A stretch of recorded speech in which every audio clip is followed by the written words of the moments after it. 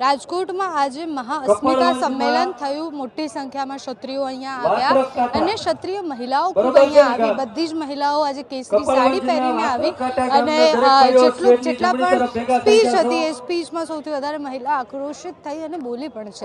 મહિલાઓ સાથે વાત કરીએ। આપનું નામ શું છે? સુશીલા જાડેજા। અને આપ ક્યાંથી આવ્યા છો? ગાંધીનગરથી। ગાંધીનગરથી। અચ્છા, ગાંધીનગરથી કેટલા લોકો આવ્યા આજે? અમારી સાથે એક બસ બે બસ આવી છે।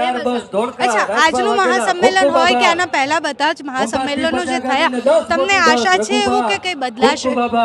એટલે આ મંચ પરથી આજે હું નરેન્દ્રભાઈ મોદીને એટલું જ કહેવા માંગુ છું, વડાપ્રધાને કે જ્યારે ગાંધીનગરમાં પ્રથમ રાજપૂતાણી કોન્ફરન્સ યોજાયેલી ત્યારે રાજપૂતાણીના આમંત્રણને માન આપીને પધારેલા, ત્યારે હજારો રાજપૂતાણીને જોઈ અને એને પ્રોત્સાહિત કરેલા અને રાજપૂતાણીને કીધેલું કે બહેનો દીકરીઓના વિકાસ માટે હું કોરો ચેકમાં સાઇન કરી આપું છું। તો માનનીય વડાપ્રધાન સાહેબને હું આજે કહેવા માંગુ છું કે આજે રાજપૂતાણીઓને કોરા ચેકની જરૂર નથી। આજે રાજપૂતાણીના અસ્મિતા ઉપર જ્યારે સવાલ ઉઠ્યો છે ત્યારે આપ કેમ ચૂપ છો? તો રાજપૂતાણીઓને ન્યાય આપો। આપનું શું નામ? મેરુબા સોલંકી, મહીસાગર જિલ્લા। મહીસાગરથી આવ્યા છો? અચ્છા, આના પહેલા મહીસાગરમાં તો એક સંમેલન પણ કરવામાં આવ્યું, મીટિંગ જેવું હતું અને ત્યાં કહેવામાં આવ્યું કે જો રૂપાલાની ટિકિટ નહીં હોય તો અમે બહિષ્કાર કરીશું। ત્યાં સુધીની વાત થઈ। તમને શું લાગે આટલો વિલંબ કેમ કરવામાં આવે છે? આટલા સમયથી આંદોલન ચાલે છે। હાલ કદાચ આજના અમારા જે મહાસંમેલન યોજાયું એમાં લગભગ 50 લાખથી ઉપર પબ્લિક હશે અને હજુ તો ઘણા ભાઈઓ બહેનો જે છે અહીંયા સુધી પહોંચી પણ નથી શક્યા અને આજના મંચ ઉપરથી અમારે 16 તારીખનું અલ્ટિમેટમ આપવામાં આવ્યું છે।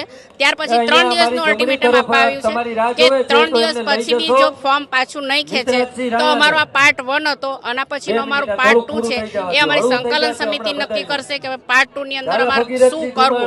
અમારા આમાં કોઈ શું કહેવાય, કોઈ નેતા નથી અમે કે નથી કોઈ આગેવાનો, પણ અમે બધા એક મંચ ઉપરથી આ કામ કરીએ છીએ। બીજું કઈ કહેવાનું? આની પહેલા પણ અલ્ટિમેટમ આપવામાં આવ્યું, હવે બીજું અલ્ટિમેટમ છે। સંમેલન પહેલા એવું હતું કે જે સંમેલનો થયા એ બધા ટ્રેલર હતા અને આ પિક્ચર છે। આટલા બધા અલ્ટિમેટમ આપ્યા છતાં પણ કંઈ બદલાતું કેમ નથી? કદાચ આજનું અમારું આ સંમેલન જોયું અને એમાં જે અમારી એકતા દેખાઈ એની અંદર કદાચ દિલ્હી સુધી જો આ પડઘો જશે તો કદાચ આ જેમ રાતોરાત મંત્રીમંડળ બદલી શકે છે એમ કદાચ આજે રાતોરાત કદાચ બધા ભેગા થઈ ડિસિઝન લઈ અને કદાચ રાતોરાત રૂપાલા સાહેબને બી ટિકિટ રદ થાય એવા પ્રયત્નો બી થઈ શકે છે એવું અમારે અંદર અમને લાગી રહ્યું છે। અને જો રદ થાય તો આ ભારત દેશ માટે, ગુજરાત માટે અને ભાજપ માટે એક સારું રહેશે કે શાંતિપૂર્વક જે રદ કરશે ટિકિટ તો શાંતિપૂર્ણક રહેશે।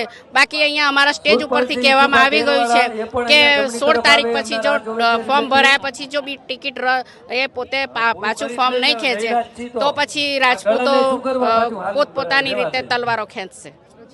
આપનું શું નામ છે? ગીતાબા સુખદેવસિંહ વાઘેલા, અમદાવાદ રાજપૂત વિદ્યાસભા અને સંકલન સમિતિ। અચ્છા, સંકલન સમિતિ સાથે ઘણી બધી બેઠકો પણ કરવામાં આવી।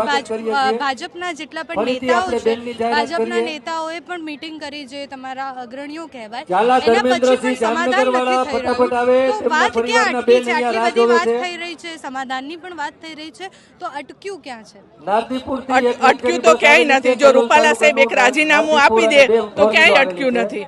અને રહી વાત અમારા વડીલોએ જે અમને રિક્વેસ્ટ કરેલી, પણ અત્યારે અમારો એક જ સૂર છે કે રૂપાલા સાહેબની ટિકિટ રદ થાય। અને આ મંચથી હું એટલું મોદી સાહેબને કહેવા માંગુ છું કે જો તમે રામ મંદિર બનાવ્યું છે તો તમે એમ કહેતા હતા કે રામજીનું એક વચન હતું કે એમને વચન ખાતર 14 વર્ષ વનમાં કાઢ્યા। તો મોદી સાહેબ અહીંયા જતા જતા બહેનોને કહેતા હતા કે એક પત્ર ઉપર હું આવીશ તમારી પાસે।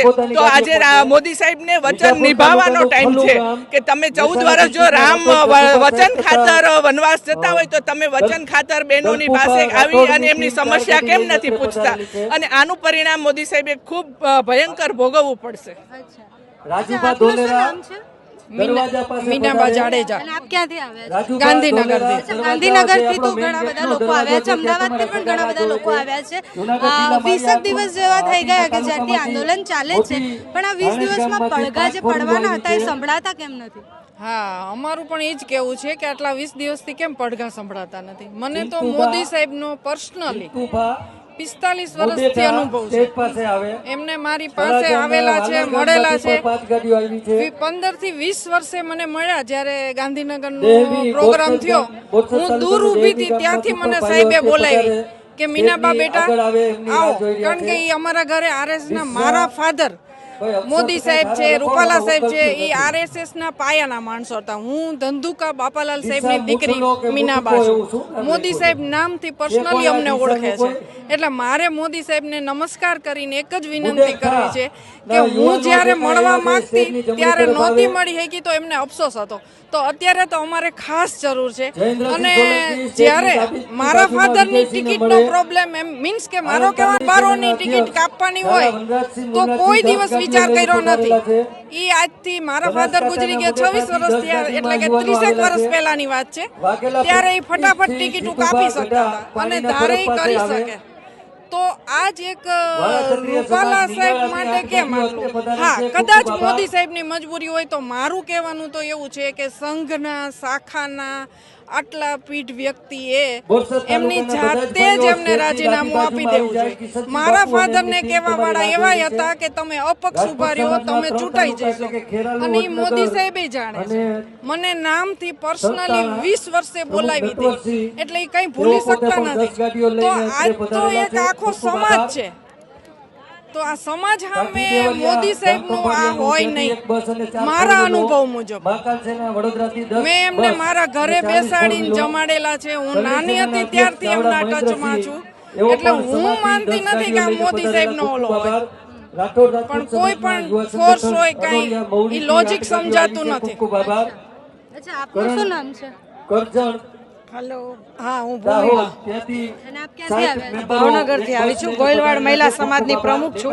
ભાવનગરથી આવી છું. સંકલન સમિતિની પણ હું એક. અચ્છા, તો ભાવનગરથી કેટલા લોકો આવ્યા હશે? ભાવનગરથી તો હજારોની સંખ્યામાં આવ્યા છે. લેડીઝની સંખ્યા 5 બસની છે અને જેન્ટ્સની 1111 બસો છે અને પર્સનલ 4 વ્હીલ હજારો છે. ભાવનગરમાં પણ ઘણા ક્ષત્રિયો છે, ક્ષત્રિય સમાજનું વધારે પ્રભુત્વ પણ છે. તો ત્યાં નુકસાન થઈ શકે છે આ વિવાદના કારણે? હા, ચોક્કસ. વિવાદના લીધે ક્ષત્રિયો એક થઈ ગયા છે અને ભાજપને ફટકો પણ સારો એવો પડશે. કેમ કે આ વખતે એકતા બહુ દેખાણી છે સમાજની અંદર. બાશ્રી મીનાબાઈએ કીધું એમ, નરેન્દ્રભાઈ અમે એક રાજપૂતાણી કોન્ફરન્સ ગાંધીનગરમાં કરી હતી, ત્યારે અમે બધા સંકલન સમિતિવાળા સાથે જ હતા.